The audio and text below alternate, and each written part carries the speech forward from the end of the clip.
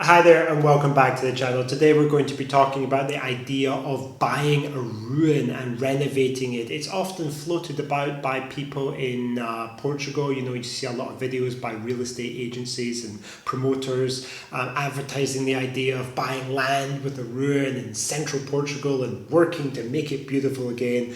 So do you think this could be right for you? Let's take a look at what it might involve.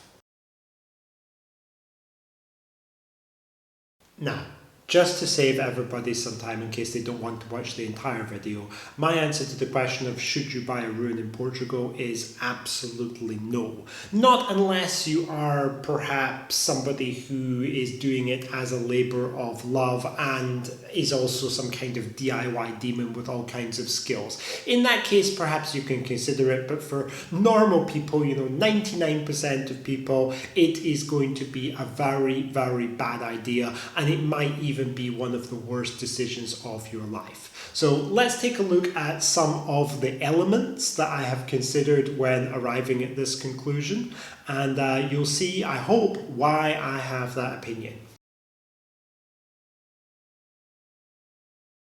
The first area concerns the law, legal issues.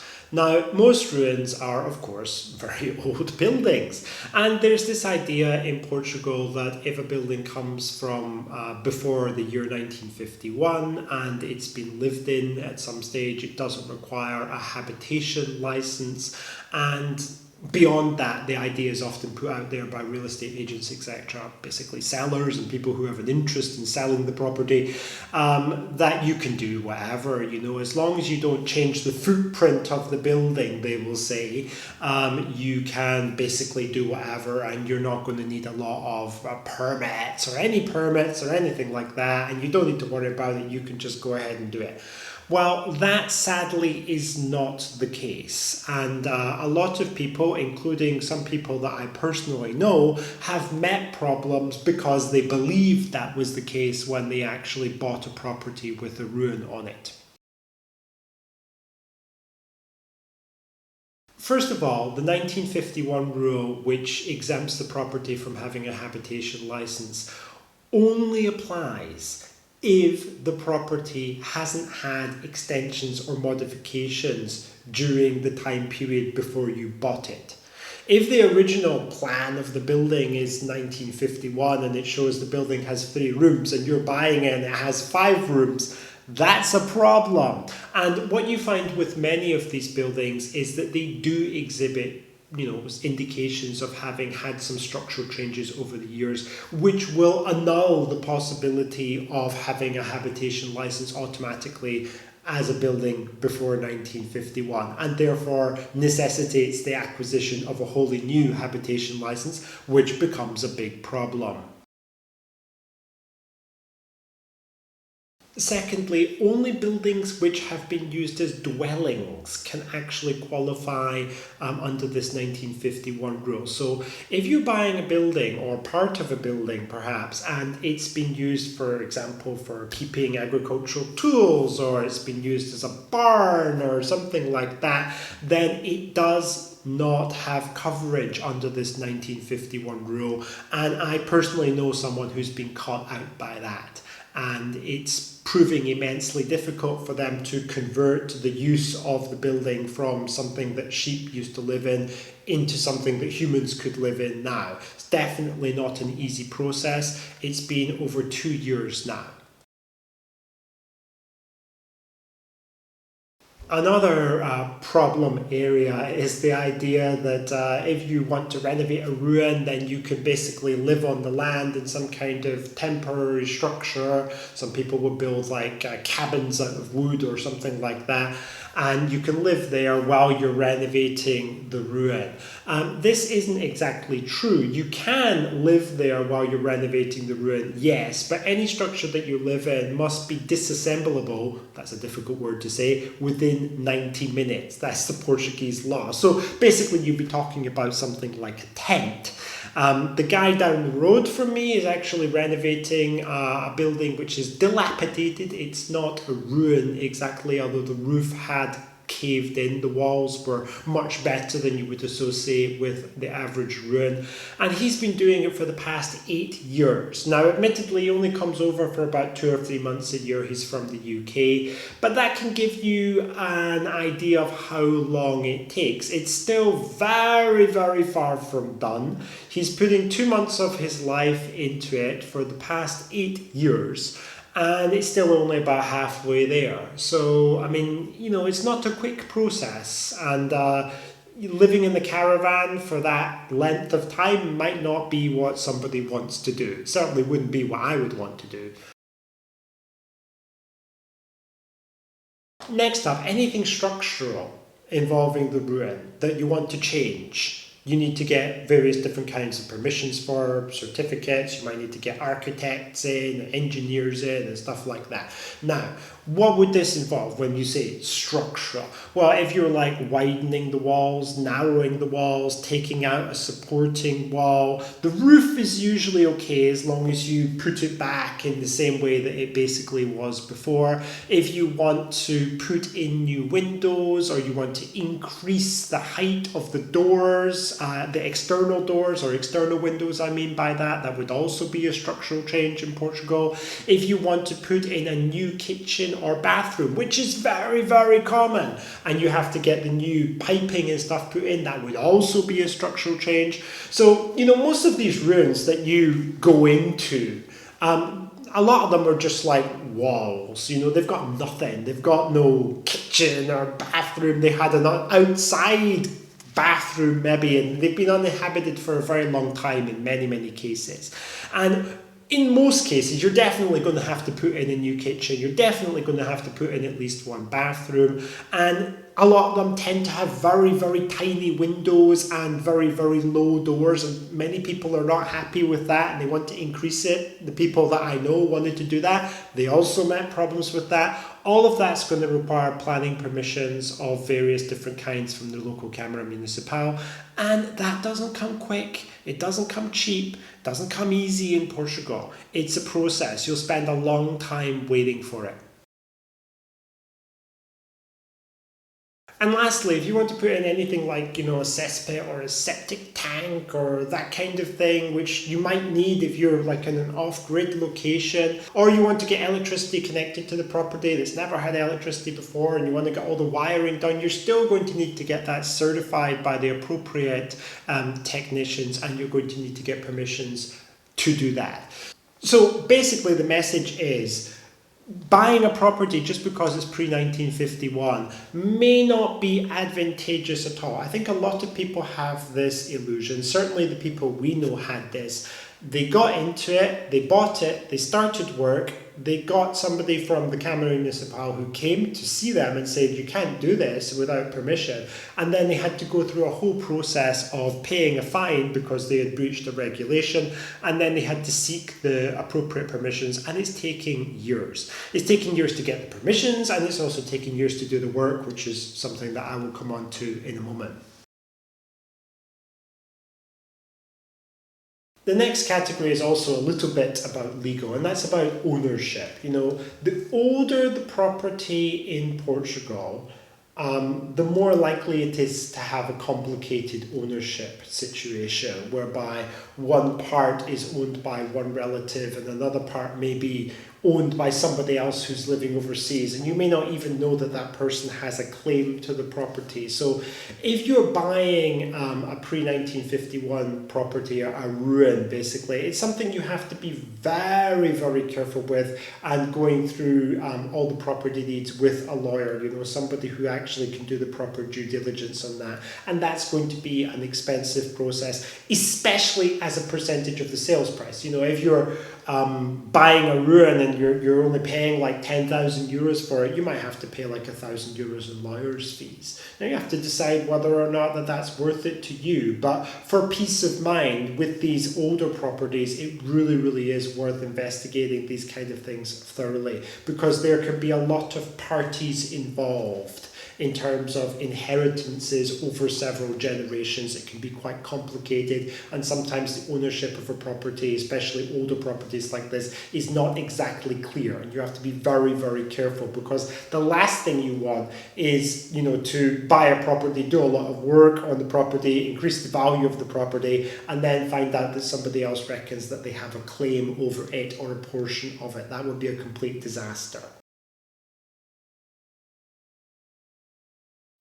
The next issue is an issue of time. I mentioned earlier that a guy down the road, an English guy, has spent the last 8 years, about 2 to 3 months a year, working on a dilapidated property. It wasn't even a ruin. That gels basically with the couple that we know that bought an actual ruin, and they've spent about 5 years on it so far. It's still not finished, maybe 2/3 finished. This is the kind of project that can consume a significant amount of time, especially if the property is large. If it's a small ruin, it's like 20 square meters or something. I don't know what people are going to do with a 20 square meter house. It's so tiny, but maybe some people would be satisfied with this. But in the case of that couple that I'm talking about, they bought a ruin that's about 200 square meters. And in that case, it's just a complete job of doing absolutely everything. And it takes an immense amount of time. One of the reasons why it takes so long is because in the Portuguese countryside, there are just a lack of workers. Workers don't really seem to want to work in many cases. I've had trouble myself getting workers to come to do things around my house, and I always pay well and pay on time. It's just an anathema to me how things operate in Portugal in terms of the workers' behaviour, the company's behaviour. They're quite unreliable. They definitely know how to charge.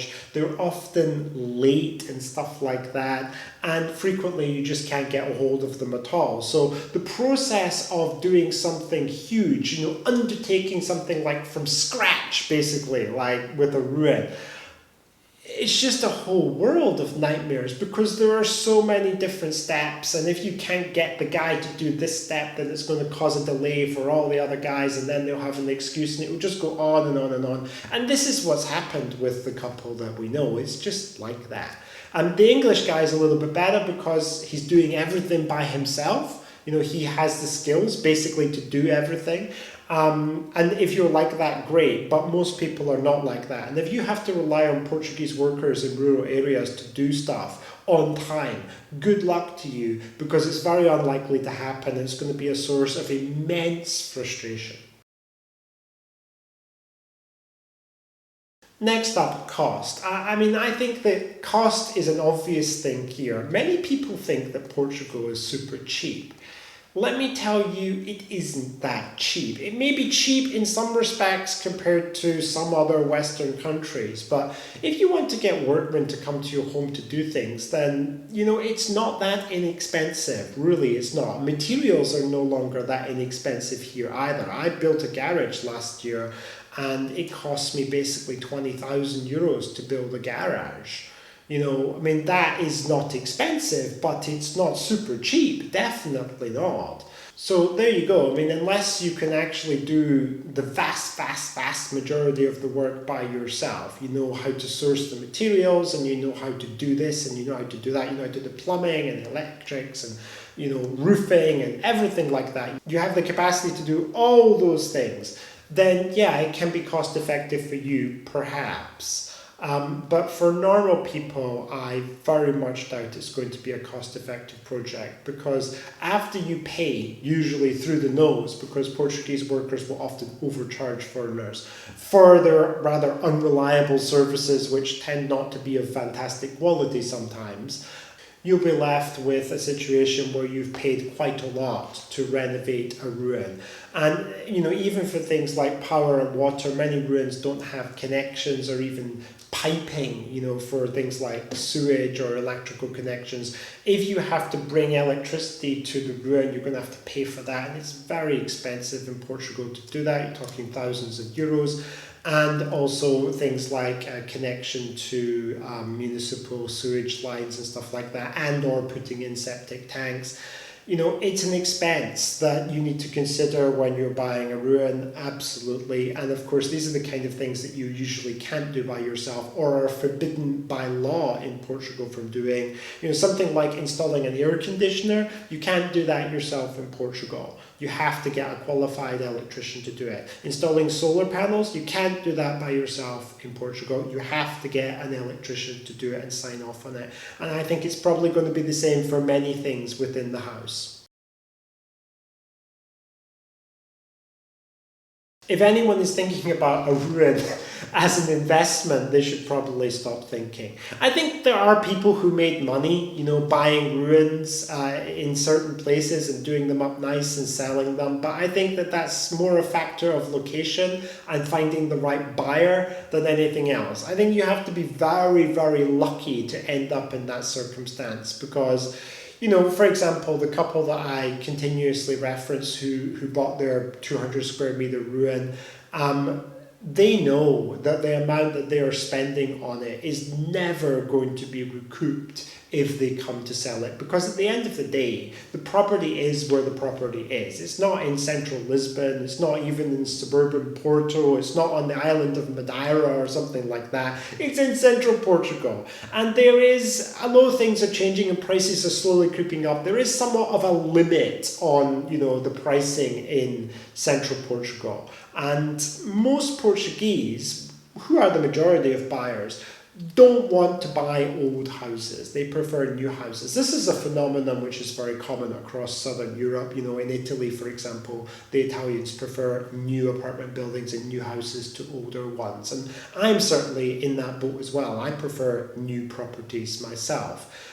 So when you're in the situation where you've got a property that was a ruin and you've done it up nicely, I think the number of buyers there probably are going to be constrained. First of all, because of the location, like where it is, in the boonies in rural Portugal.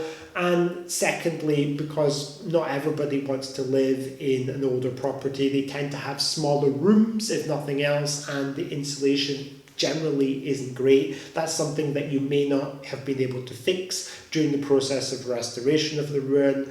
But definitely it is not uncommon to find a situation where people buy a ruin for like 15,000 euros or something and they spend about 70,000 euros working on it, and then when they finally come to sell it they get like 70,000 euros.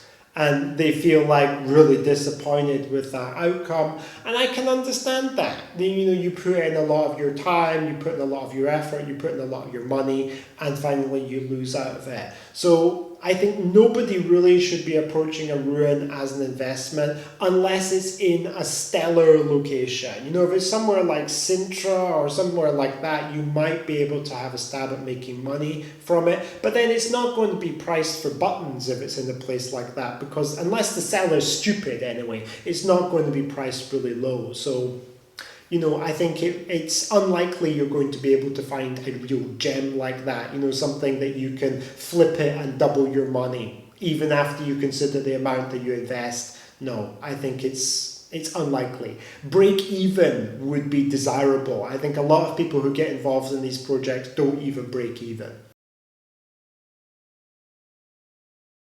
So, should someone buy a ruin in central Portugal? In my opinion, probably not in 99% of cases. It's very complicated legally to deal with. You still need a lot of permits to do a lot of the work inside the ruin and also to make changes on the outside, which most people would want to do. Another factor to consider is time. If this is the kind of thing that you enjoy doing, great. If it's like a hobby, then it might be right for you. But if you're thinking that this is going to be a quick and easy project, you are sadly mistaken. I have a neighbour that likes to joke about this because he knows so many people who bought these kind of properties. And whenever we go out to a restaurant or cafe and you see like a couple in their early 60s or something, they're looking a bit depressed, he'll point to them and say, Those people probably bought a ruin about 15, 20 years ago and they're still working on it now. And I think, it's funny, but to some extent it's true. It can go on that long. It's really, really ridiculous. And it can be the kind of thing that legitimately ruins your life. I mean, he's told me stories about people who went bankrupt trying to renovate properties, people who got divorced because the other party in the marriage just couldn't take it anymore, living in a caravan or a tent or wherever they were living.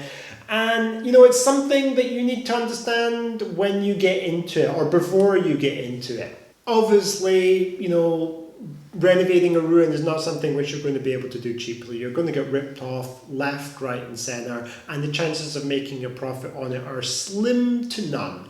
And as an investment, there are hundreds of better investments that you could make for your time and money than buying a ruin in Portugal. It's really one of the riskiest ones, in my opinion. It's something where you're really rolling the dice. You might get lucky. On the other hand, you might just waste a lot of your time and money and end up losing money out of the process. So it's not something that I would want to get involved in, and I don't think it's the kind of thing that any investor would really want to do. So who should buy a ruin? Well, it's someone who is a really brave, courageous soul. Someone who is a DIY demon and can do absolutely everything for themselves. Someone who has deep pockets and doesn't mind spending a lot of money on something that might yield very little in the future. And it's really a labor of love for the person. If someone has all those attributes and they think that they can put up with all of the delays and the necessities of waiting on the Câmara Municipal and engineers and architects and EDP and all that kind of thing, if that's you, if you believe you can put up with all that for the joy of transforming an old hovel into something which looks more beautiful, if that's something that you view as an achievement in life, something you want to do, and that's your primary goal, certainly not profit, then yeah, go for it. But if you want to have a calm heart, and if you want to not waste an immense amount of money and have, a huge amount of worry in your life, then I would strongly advise people not to go down the route of buying a ruin or a dilapidated house in Portugal, just because the cost of bringing it up to, a Western, first world, upper middle class level of decor and furnishing and comfort, it's just prohibitively expensive and extremely time consuming. And in my opinion, it's just really a source of misery and regret. Certainly the people that I know who have got involved in these kind of projects, not a single one of them would recommend doing it. And I think that tells you something. If the people who are actually doing it regret doing it, then I think you have to consider how you would feel. Not at the beginning, not on day one when everything is fresh, new and exciting, but day 150 of year 3. How are you going to feel when you're in this process and it just seems like there's no light at the end of the tunnel? In my opinion, that's how it is with the ruin, and it's something that I would never, ever, ever get involved with. Alright, well that'll do it for this video. I hope people enjoyed the content and found it informative, and I will see you soon in the next one.